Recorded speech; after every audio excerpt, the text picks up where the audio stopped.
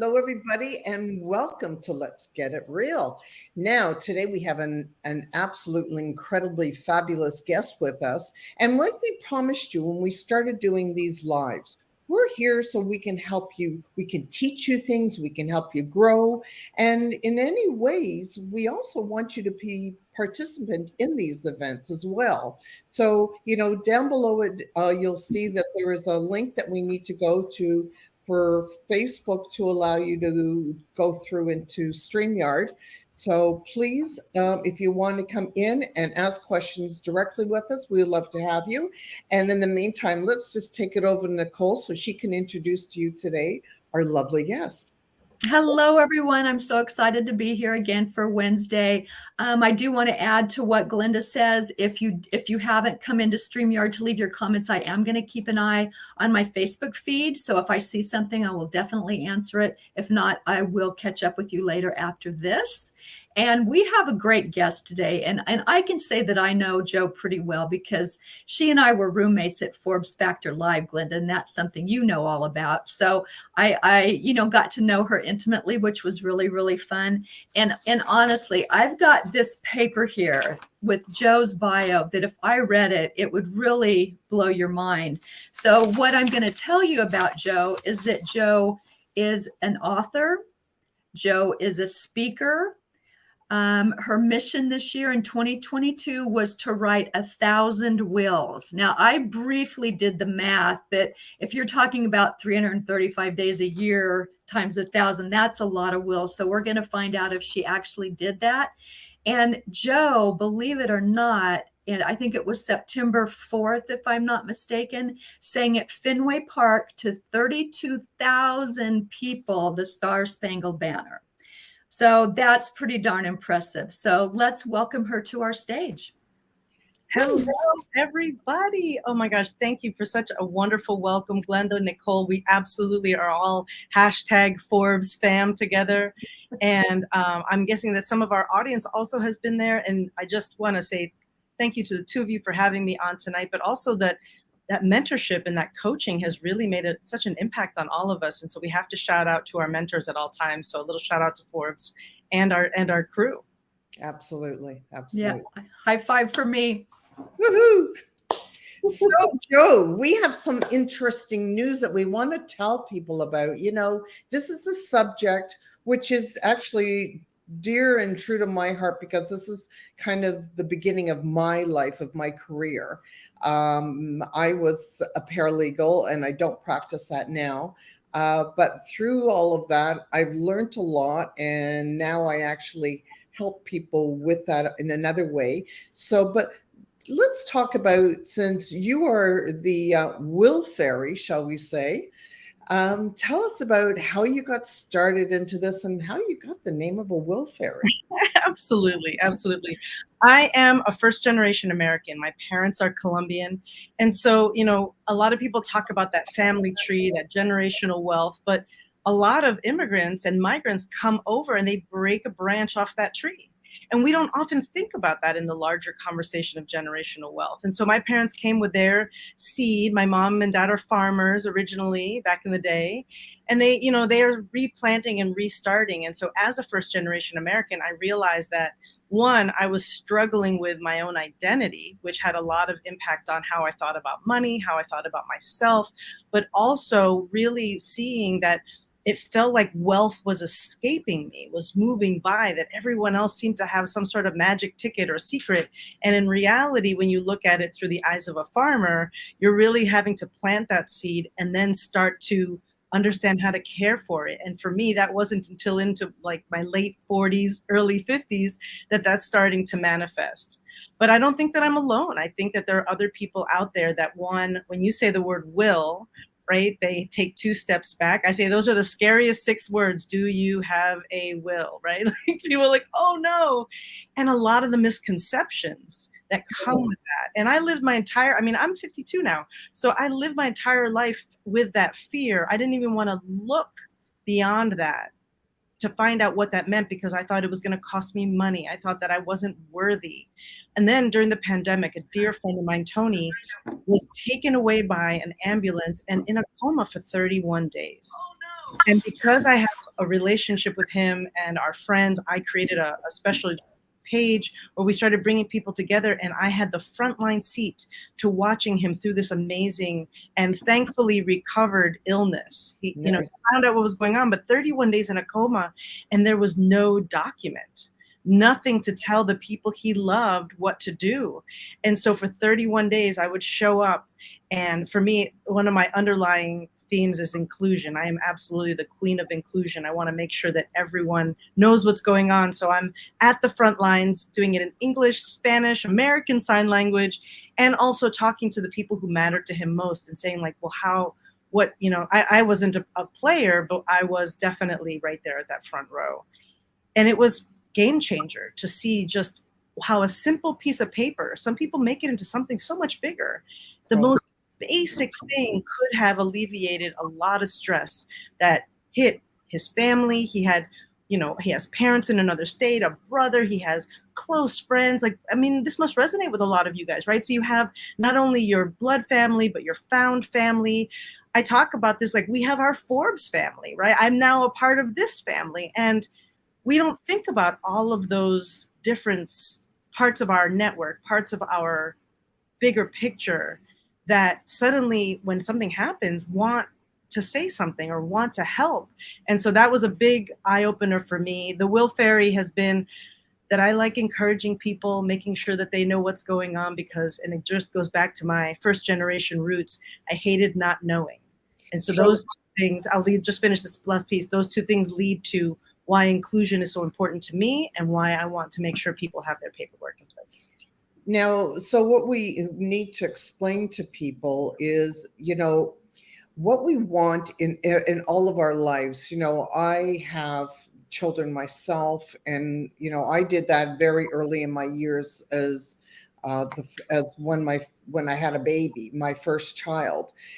I didn't ever want something to happen to me and put the duress on the rest of my family. And that's what it is, because you know what, it's the same thing as if you don't tell your family of what you want and put things in place so your words are always carried through, what are other people going to do? They're going to be guessing of what would she want.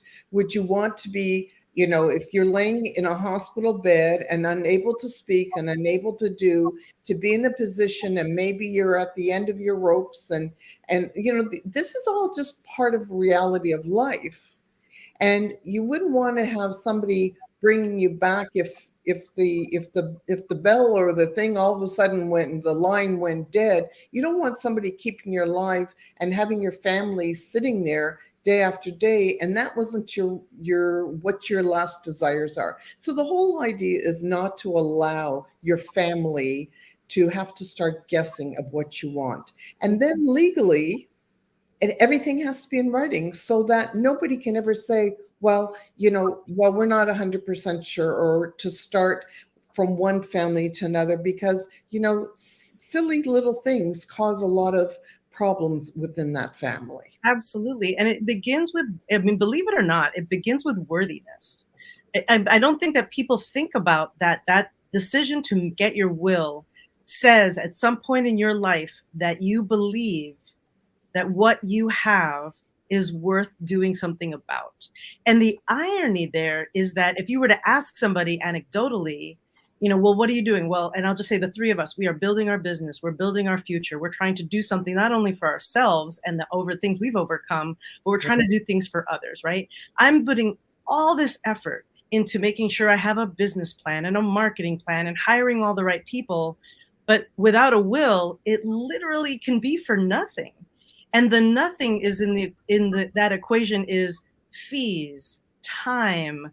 So we have to start to value not only ourselves, but the people around us, to say, not that I don't know if when I pass, when that time comes, I'm going to have $1 million. I don't have no idea. But I can look around this room right now and I've got a lot of stuff. And the things that are important to me are behind a password in my computer that people cannot access. So all I'm doing is securing that my family has to work harder to get the things that I already worked hard for.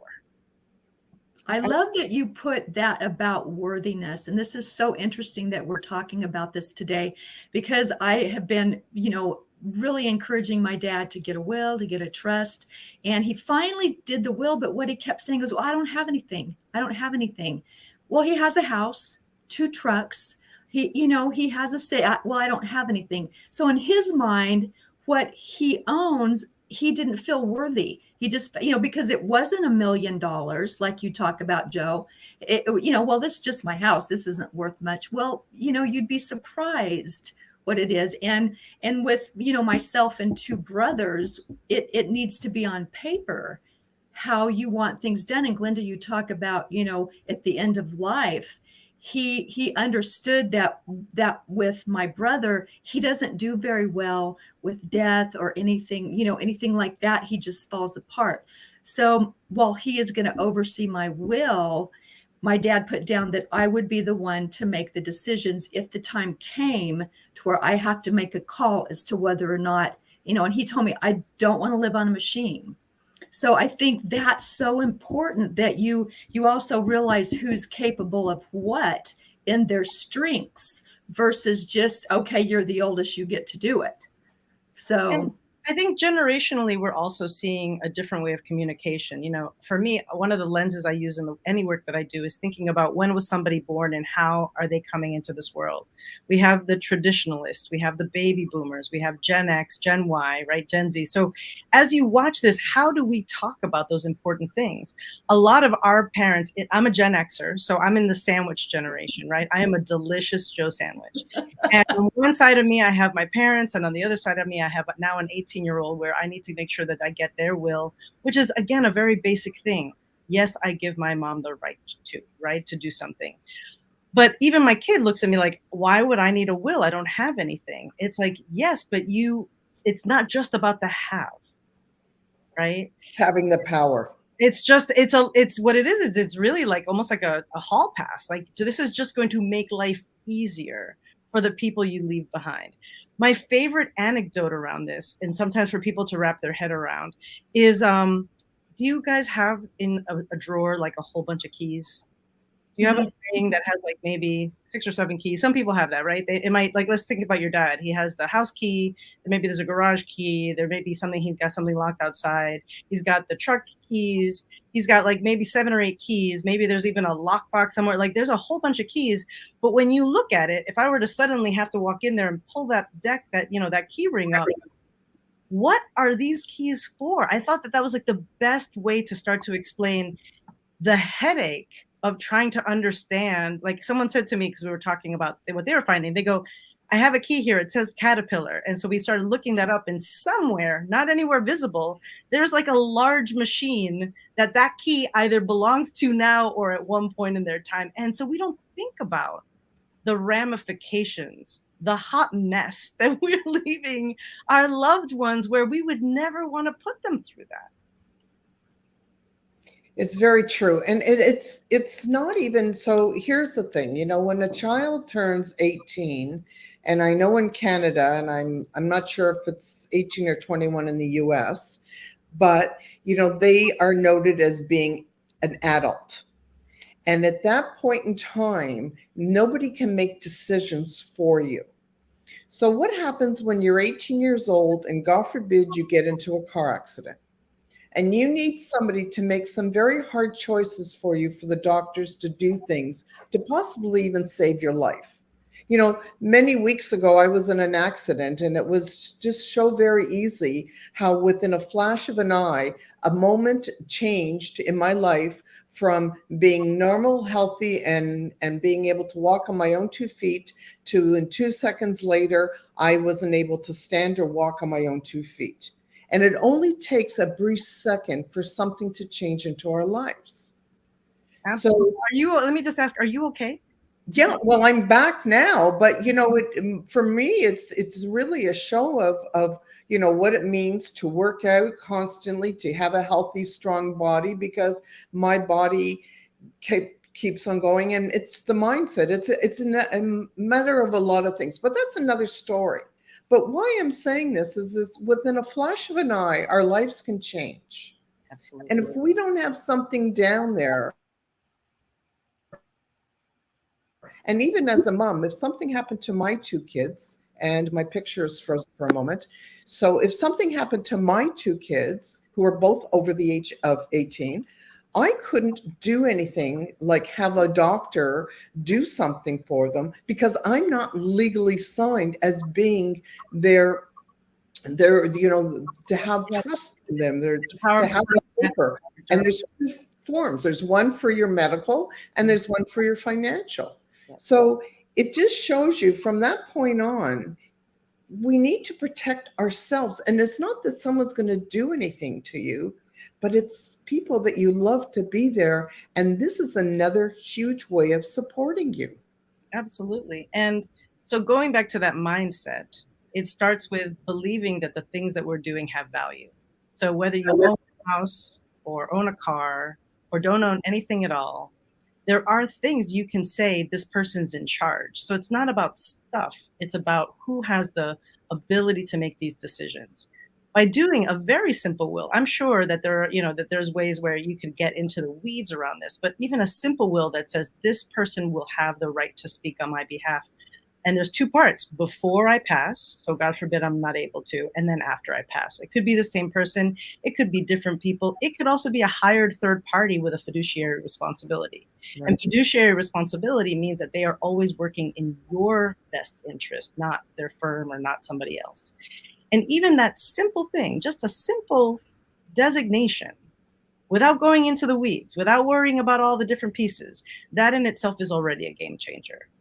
The other side is we keep looking at it about death. And the reality is that to me, it's an inventory of our success. When I get the house, the will should be a living document. When I get my house, that should go on my will. When I have children, that goes on my will. If I had a lovely piece of, insured jewelry, that goes on my will. And so if we look at it as a constant living document of our successes, that would also include when we go into business together, right? So let's say the three of us decide we have this amazing product we want to make. We want to go in on thirds. That still needs documentation. And we'll do a lot of that on the outside. But we don't think about how people want to separate it, but it does impact your value and what's going on with your things on the inside. What's going to happen? Unfortunately, I have a story where my husband is a musician and we had put out a record. He's a blues musician. We had put out a record. We were with this partner, this guy who was like family to us. We were really heading there. We had 6 figures of gigs set up. We were ready to go. Nominations for awards. And he passed away at the beginning of 2019. And that sent us, that was an unbelievable spiral. And we had just started to broach some of the legal stuff because, again, having to get through that mindset. But there were songs written. There were so many little pieces that had we had something in the docket, something in a document, something that said something the partnership, it would have just put us into a different position. Instead, all going through the worst time of our lives collectively. And it was heartbreaking and it was difficult. Yeah. And some of those things that need to be taken care of, you just can't anticipate.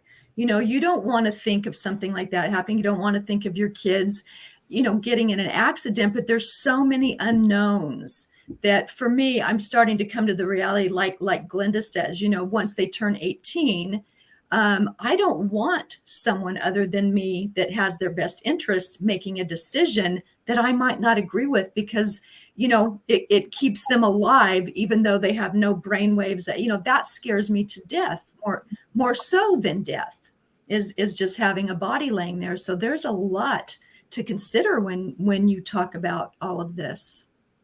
And it takes a lot to have those conversations. As I was mentioning about the different generations before, think about how private and, folks who were born in that traditionalist, even baby boomers, how they talked about information. Also, every piece of information was analog.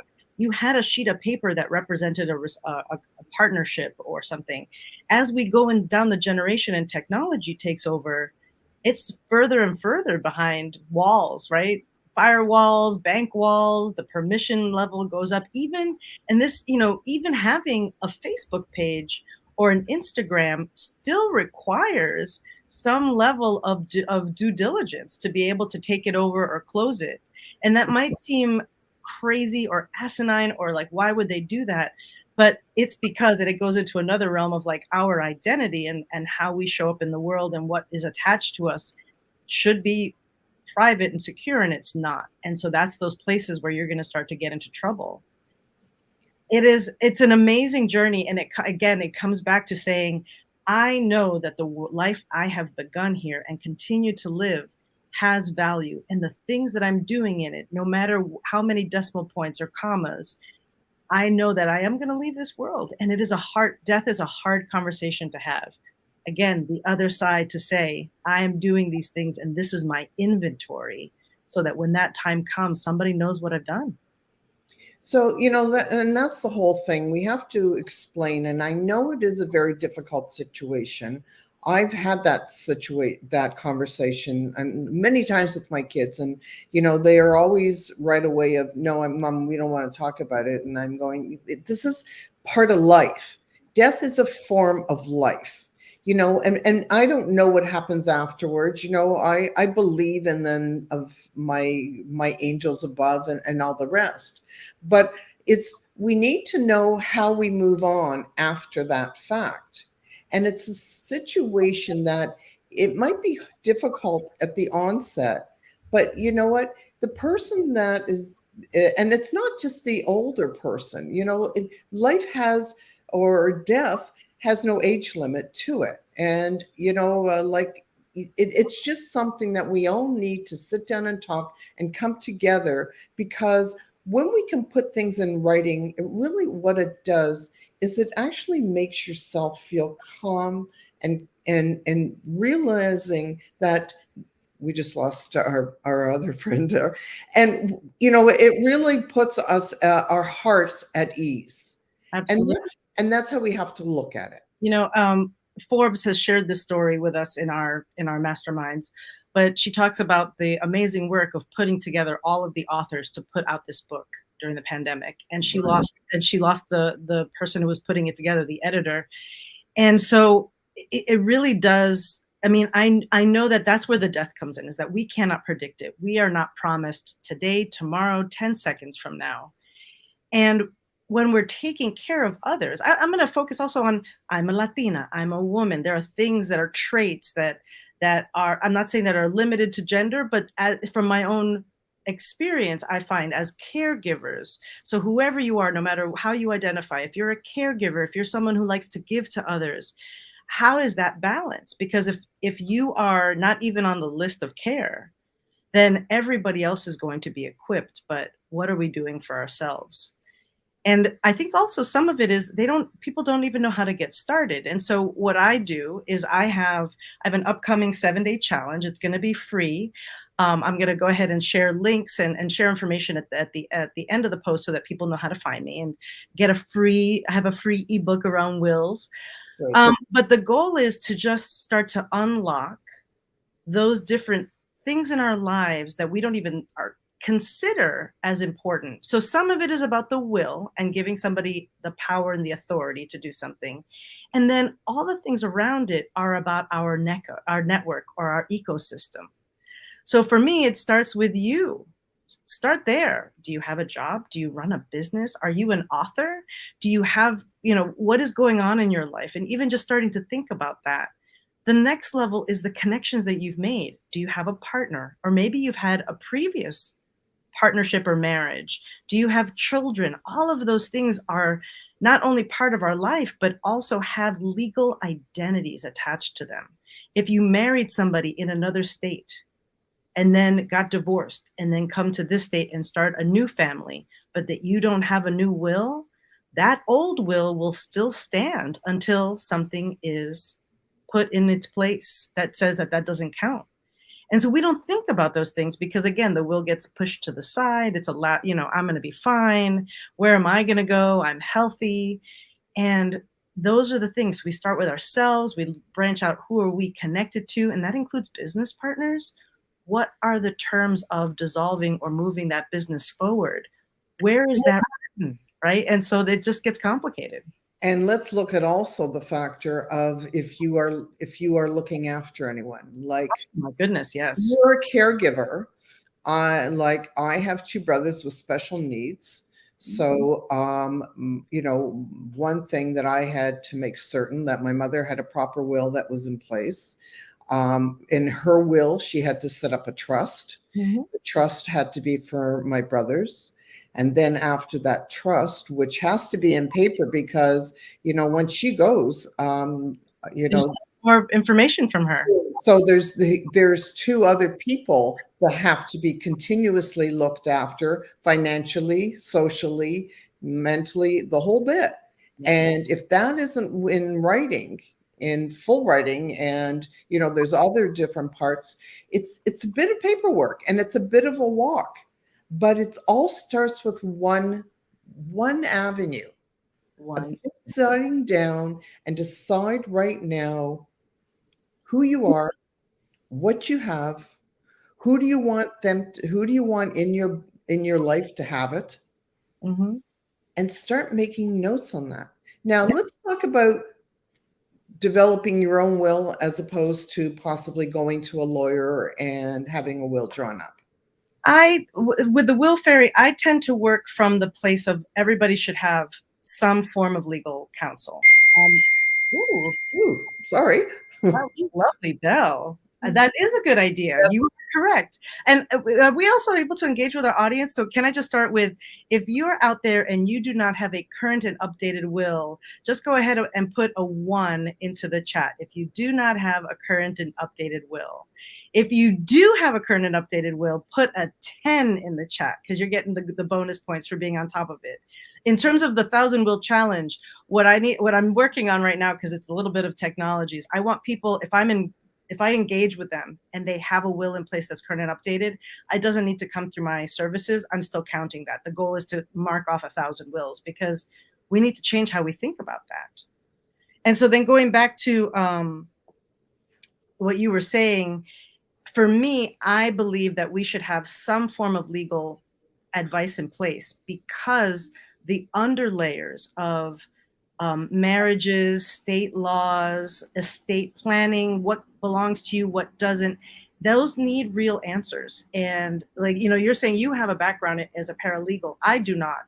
And so anything done with the will fairy is with the idea that you will have an attorney in place. For the 7-day challenge, it's going to be bigger picture, just tips to get us our mind ready.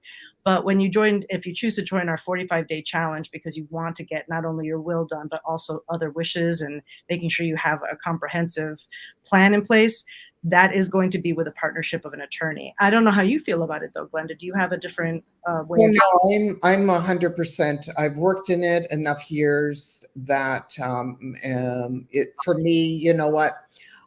There's different levels. I have an idea of, for myself, even before I had my will drawn up, I already knew how I was going to react. Even after, like the same thing after a divorce, the first thing I did, or even before that happened, when I knew things were changing, I automatically set up an appointment. I sat down with a lawyer. I said I needed to make, and this is what I tell people when I have having a call with them and they're talking about possibly going out of their relationship. The first thing ask them is if they have a will made, and whether you do, you don't. My next question and thing is what, there's all different levels, possibly on some things you have signed people to be beneficiaries, which is great to do on certain things, maybe life insurance or so forth, but everything should come together in a will. So I automatically suggest, if you're even contemplating or if you're making that suggestion, part of going into a separation or that is already starting to make changes into your life. And one of the most important changes you need to make right away is to have your will. And it doesn't have to be redrafted. You can do a codicil to your will. And all that means is a codicil is a legal document that will take over your will, and it just can make a change. So instead of maybe leaving your partner to be the who gets everything. Maybe by that point in time when you first made up your will, maybe your children are of age now, so you can take that person out in the codicil, which changes it, and then you can appoint your children or whoever you might want. But the whole idea is most of us do not know what the legalities are in where we live. And we live in a very information forward society, right? So even as a Gen Xer, I know how to use Google. I'm savvy on tech. And so everybody, younger than me has even more of that. And I want to first acknowledge that you know a lot, each and every one of you. You know yourself, you know the things that are going on in your life. And we definitely have Google that has been supplying that knowledge. But much like you wouldn't perform, surgery on yourself, even though you could very possibly, and I will say for those of you thinking about it, for some of like those little bumps and stuff, don't do it. You need to go to a medical professional. I do some haircuts in my house, but I do not charge for them. My husband is very cute, so that overpasses some of the lack of skill. But when we need a good haircut, we go to that professional. And I think that's one of the biggest pieces is, at least from my vantage point as a first gen, I was afraid to go to the professional because for me, that meant money I didn't have to pay, that I had to pay rather to get that advice. And my fear was then fueled by the fact that I didn't understand what was being asked of me. So I was afraid that the bill was going to supersede whatever I could do. And therefore that embarrassment and fear overcome my desire to talk to an expert. And I don't know if other people feel like that. But I guess that they do that, and we don't see it as a fear. We just are like, I don't do that, instead of, oh, I wonder if I knew more, would I feel more confident to have that conversation? Will they tell me the lay of the land? And when part of the program that I've set up for the 45-day challenge, when we get there, those are the questions you ask. If you want to get your own attorney, you need to think of a couple things. They can't be out of state. They can't not do estate planning. And for some folks, they may need a specialist, given maybe there's across states or there's businesses involved. Like every nuance to your life has its own area. And I'm with you guys. I like getting a good deal. I like saving money. I love bringing savings to other people. So the question is, how do you create this in a way that allows you to be in the driver's seat and know what it is that you're getting? So the number one thing that we must tell people is, everybody understands about affordability and all the rest. And when you have your money, you have the right. Don't ever think that you don't. You have the right to ask a lawyer what his fees are, what it consists of, and if he even will help you with even doing some type of a plan where you might have to pay it off at a point. Everybody wants something. Absolutely. And if you're out there listening to this and you think, I would never, the authority of an attorney, I would never feel comfortable doing that, go ahead and just put a Y in the chat that says yes. Because, it's funny, we find our confidence in some areas, not in others. And again, you see how it just comes back to mindset. This isn't about demanding, it's about understanding. And so this is how the will fairy came to be, is that I am not the person doing anybody's will. I do not want to know your personal business. I don't want to know where those pieces are coming from. But what I do want to say is that I'm the accountability person. I'm the one who's going to help you figure out, like, well, what questions do I need to ask in this circumstance? How do I frame it? So it's not about me giving you information. It's more about, well, what's your concern? Well, I had this previous, okay, great, let's talk about that. Or I want to find my own attorney. I personally use a legal service, and so I'll happily share that information to anybody who wants it. But that to me is an affordable way that gives me, for a very low cost every month, not only my will, but my will every single year, as well as a ton of advice. So if you guys are interested in knowing that low cost option, happy to share. But folks want sometimes to get their own attorney, or maybe they have a family attorney. That's even harder when you have a longer relationship with a family. And then you're like, I don't feel comfortable interrupting whatever's been going on. I'm going to say, I've got your back. You should set a time aside and ask for the lay of the land, what to expect. Because the truth is, maybe you don't agree with it. Maybe it's not the bang for your buck. Maybe they're not going to do the things that you want, or maybe they are. Maybe they're going to give you so much more. But if you don't know, then that fear is once again keeping you from getting your attorney, choosing the right law firm, making sure that you know. For that codicil, for example, as life moves on, as this is a document that tallies your success, you need to know that you're able to go back and say, what happens if I need to update it? What happens when good things happen and changes happen? How do I keep this up to date? And those are important questions. We root you on out there. Yeah. I know that there's at least a handful of people who are super uncomfortable right now. And I get it. I absolutely get it. And I'm there, even looking at my own value from day to day. So I am with you guys. Go ahead, Glenda. It's just what we want to put is treasure yourself. Respect your own decisions. Respect for what you've worked for all these years. You know, there's nothing worse than, you know, and I've seen it in families when somebody passes away, there's battles that go on, you know, because maybe there's money that everyone wants, or there's jewelry and everyone's going to grab. But what a beautiful thing it would be if everything is already labeled and saying this goes to this person or that, or listen, there's opportunities that you can do things ahead of time. And even, you know, like for me, I like to see happiness to my family. So, you know, I'd like to, you know, if my kids would say something, they love something, well, you know, I'll give it to you now while I can watch you enjoy it, and that brings me happiness. But if you're, you know, and I'm not judging who or what you do.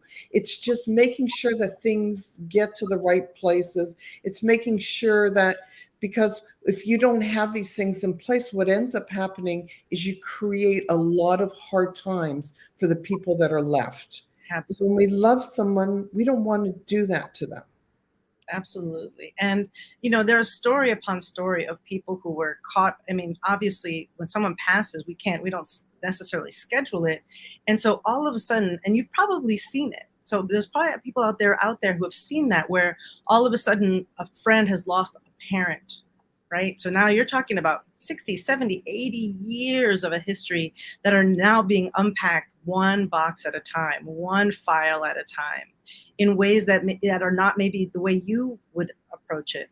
I also want to mention to those of you who do not feel organized, me included, that it isn't only about organization. You know, what we want to do, especially here for this moment, is I want to bring you into a space where you can see that it's possible. I have 5 quick steps, just to get your mind going. This is what we're going to talk more about in the 7-day challenge. It's you, them, your stuff, what you owe, and what you wish. Now that is way simplified in terms of a will. However, with just those 5 ideas, you can start to already gain control of the information and the way of thinking about your will, and then beyond your will, what your wishes are. So sometimes we conflate all of that. I want this and I want to hand over that. Get the basic will done. Know that your family will be protected at that point. And if you have more to add, then you can take the time. I just meet so many people who don't want to talk to the attorney until they get what they believe is everything. What is everything? I don't know. Well, you know, it's the old thing of being perfect. There's nothing perfect in life. We are reminded. Right? And so perfect. If we can just start with even getting the basic things down onto a will, and then as you add things, you can always add things too down the road. See that shift? It's about the inventory, right? Instead of that you're disappearing from this planet. It's what's going on every day.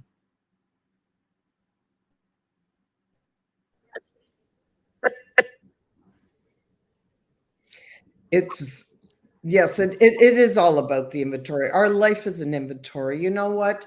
When you go, let's look at it in an easier way. When you go grocery shopping, you open the cupboard doors, you look in your cupboard, and you do a quick inventory of what is in your cupboard before you go and buy.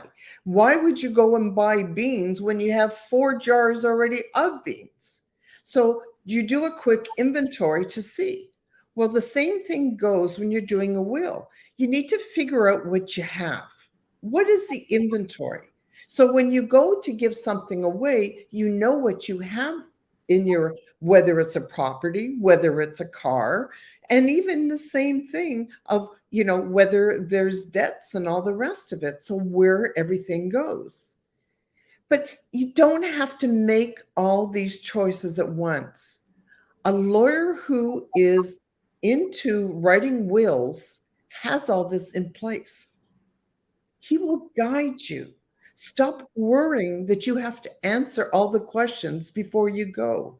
The irony is that on many desks, there are piles of papers.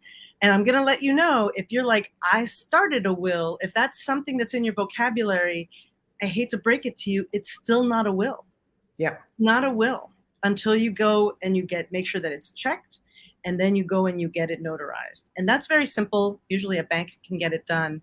And again, just going back to where we started about the fear and the not knowing, for me, that's what those were, is that I didn't know and I didn't know how to ask. I didn't have someone I trusted to say, is it okay not to know? So I was worried about the lack of validation in that space. And so once I started to realize that I could just ask questions, even if people feel like they're frustrated by too many questions, I want to know what to expect so that I can bring my best self. You, them, the stuff you have, the stuff you owe, and your wishes, just that alone is already going to put you down in a road that's going to lead you towards starting to see, oh, I realize that I have a password manager. And perhaps I need to figure out how to give a legacy permission into that password manager for those folks. And those are some of these services that I'm talking about, I actually have access to as well. And if you join me especially, I'm happy to share them, because it's those little things in life where it's like, this feels too complicated. But you should ask, do I know somebody who might be able to uncomplicate this for me? Is there an easier way? Is there an easier way that doesn't break the bank? Is there an easier way that also doesn't, let's ask this question. How much is your time worth? Right, Glenda, how much are you worth an hour? Right, I'm asking our audience too, how much are you worth an hour? If your spouse was to die, or someone important to you was to die right now, and you were in charge of you suddenly found yourself in charge of it, but there was no will, how many hours would you be contributing to take care of that business? For some people, it is years. Like, I have close friends right now who are still dealing with a lot of unpacking homes and attics and paperwork and selling of items, and especially if there are things of value. For all of you who are entrepreneurs, who is talking to your partner, to your clients, to, who's saying farewell? Do you have a farewell message? God forbid something were to happen. Why not close that loop? Again, it goes back to that ecosystem. We're not here alone. And if you're feeling alone, that's more reason to come and join our community, because it's all about love and just being together. If you're looking, and all of us are looking to do something different, why not make sure that all your the I's are dotted, the T's are crossed. And most importantly, your wishes are being heard. Absolutely. Can I show off a few things? Because I know we're starting to come to the end of the hour, but may I go ahead and just share a few things? I love it. Absolutely. It's great.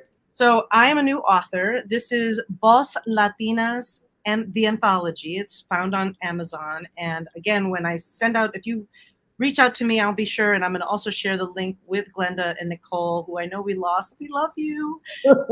I'm chapter 27 and also the assistant editor. This is 31 stories of Boss Latinas out there and what they've gone through and their own identity and struggle and love and fight and all the things that they've been through.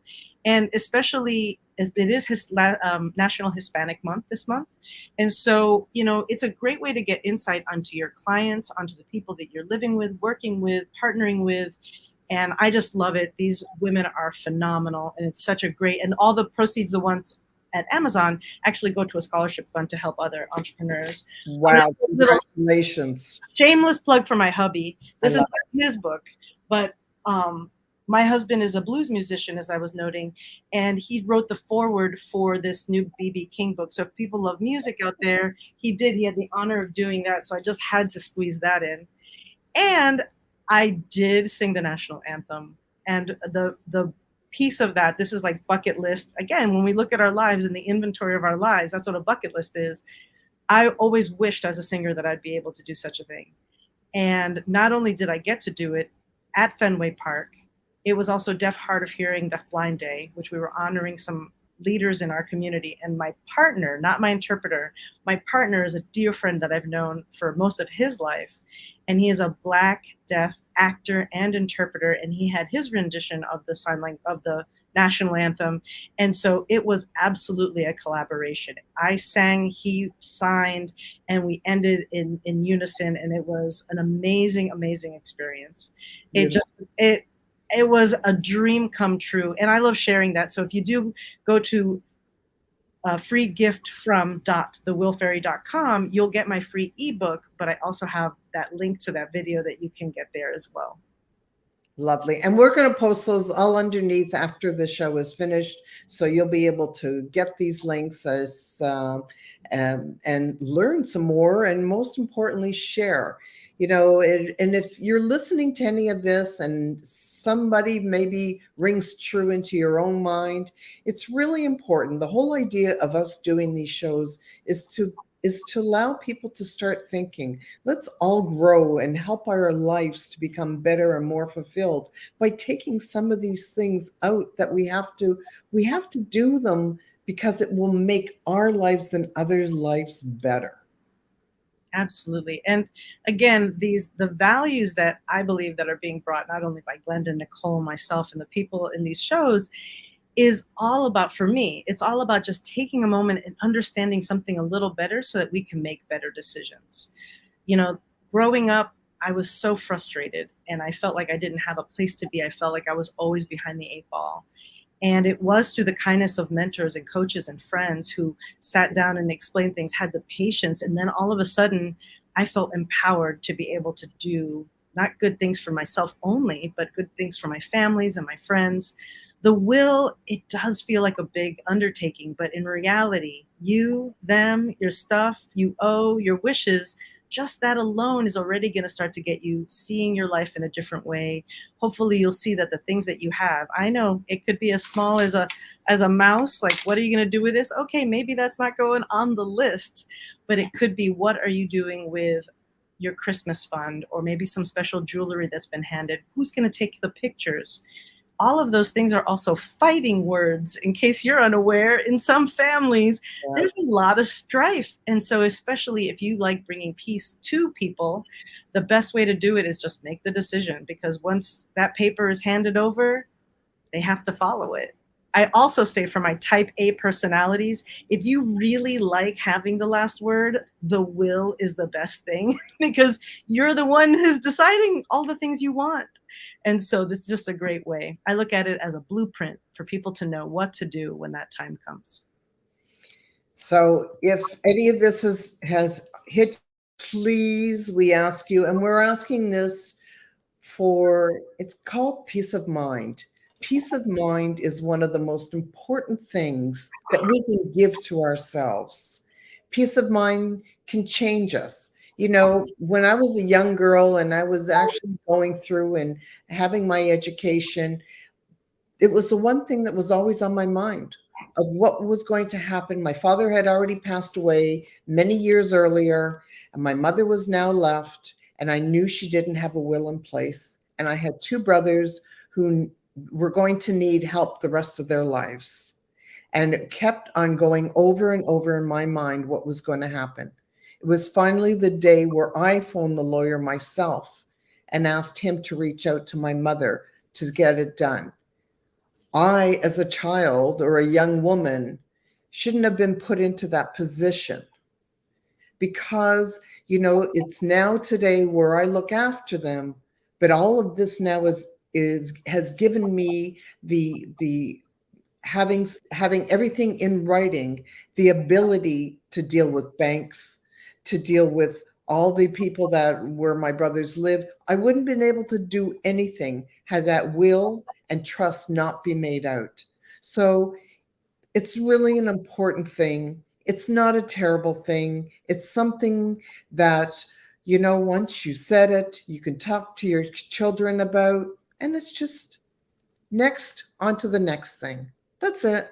And for those of you who look at Glenda and obviously all the other speakers here, Nicole, and you go, well, they have something different because they're so confident. They're standing there being out there on the microphone. And so they have this. I'm just going to remind you, we all have these things that hold us back. And if we look at ourselves and say, okay, this is scary. You know what? It is scary. It's overwhelming. It's also overwhelming to look at your life. There's a lot of truth in that. But if you do a little bit every day, right, get the basics out. Get the original will done, and then you just deal with a little bit every day and put aside time. That's the whole premise behind the 45-day challenge. It's about accountability. It's going to give you an opportunity to, and we have the 7-day challenge. So if people decide that they want to join the 45-day challenge, it's going to include 6 weeks where we actually come together on a Facebook group and sit quietly to organize our mind for that week to see what tasks we need to do. Isn't that crazy? I didn't see it at first, and I did a beta. And I definitely did a beta testing on this, and I realized that everyone was waiting to see me. That's next day, the next time we met, and no one had done anything. So I'm like, okay, we arrive, and everybody does some quiet time just to put themselves into that frame, and then we can do a little, nosedive into some aspect of what are we thinking about? How are we getting these answers? And then you also get a Facebook community of others who are in the same boat as you. I encourage sandwich generation. So if you have older parents, because I do speak elderly tech, I'm incredibly patient. And so for those families, I think it's super important to take the time, and especially if you do it together. Sometimes that is a way to mitigate the I don't want to do it for myself piece, or do it first. That's always what happens with my mom. If I pour a glass of water, she knows that water tastes better than any other glass of water that she could possibly pour. So she has to have a taste of mine. So there's just so many ways to do it. And for our young ones, our 18 and overs, it is literally fill out the form, get it notarized and done. And what it does is you tell them, make sure that your roommate in college, make sure that your partners know that you have a will that puts me in this position and that they can reach me at this number. Just say that. You don't have to go into great detail about it. Yeah. And when they start to amass their inventory, then they go to that next step and start to add to their wills.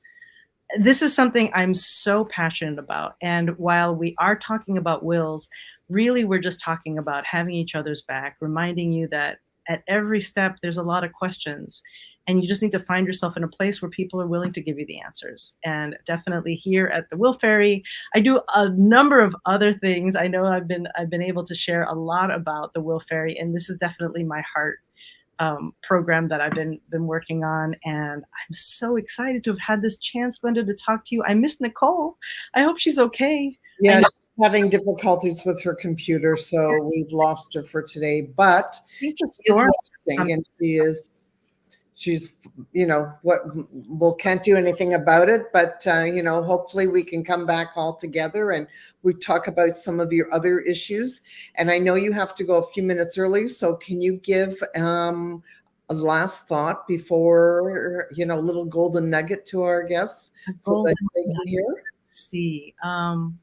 Or maybe sing for us.